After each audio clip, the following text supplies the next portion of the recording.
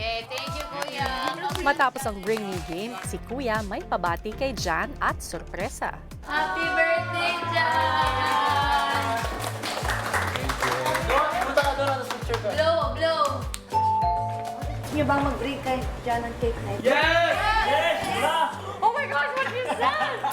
Para makuha ang cake ni Jan, kailangan magdikit ng mga housemates ayon sa mga litrato na ipapakita sa plasma at hindi maaaring maghiwalay hanggang sa hudyat ni Kuya. Holding hands. Paano nga ito ginawa?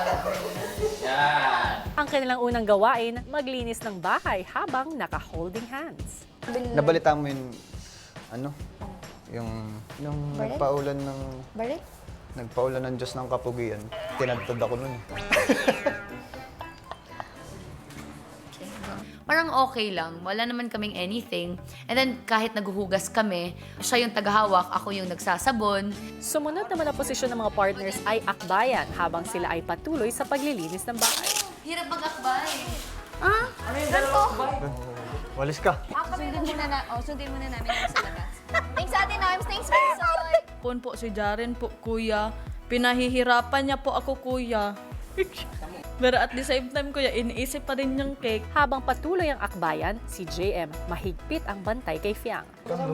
Bornal! Let's go, let's go. Pag ikaw sinapak sa pako. Yeah, watch your mouth! Maya-maya pa, Dari, apat na. Head to head. Ten. Ay. Sino yan? Frank. Kaya ubusin mo lang.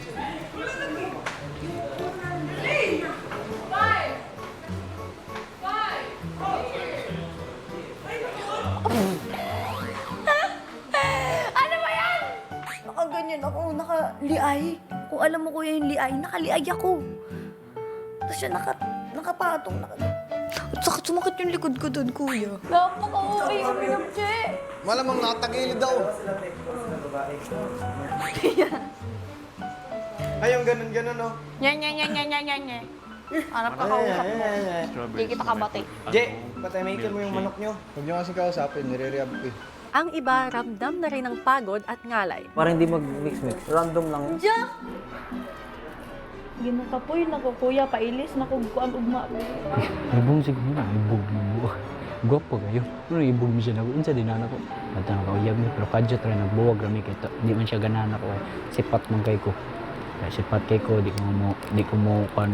Pero may ko tawag sa maestro. Sa task na yun, kuya. Para nakwento ko lahat. Buhay ko dun na.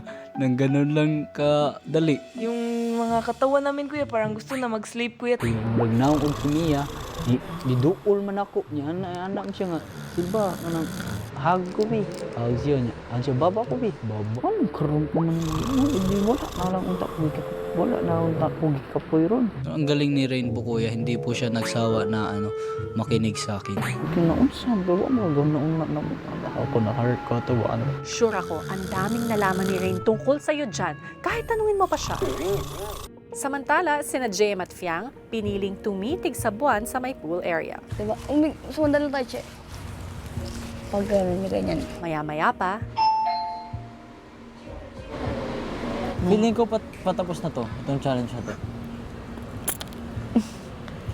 Nagsalamin pa talaga. Gugutom na ako.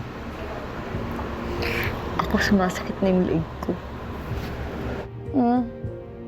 habang lumalapit ang mga muka, mas lumalalim din ang mga usapan. Pag kunwari, nasa ko, may boyfriend ako, ganun. Ako yung tahimik sa amin. Bakit? Hindi ako maganon. Angal ka, ang ingay mo nga dito. Hindi. Oo nga, kahit maingay ako, pero pagdating sa away, hindi ako maganon. Sa away. Pag kayo may argument. Siya yung puro ganun. Tapos ako, tahimik lang ako. Kasi ikaw yung may kasalanan kaya. Hindi, kahit siya yung may kasalanan. Basta tahimik lang ako. Hindi ako maingay. Ayaw mo ng Hindi diskusyon. ako may nakakarinig, kumbaga.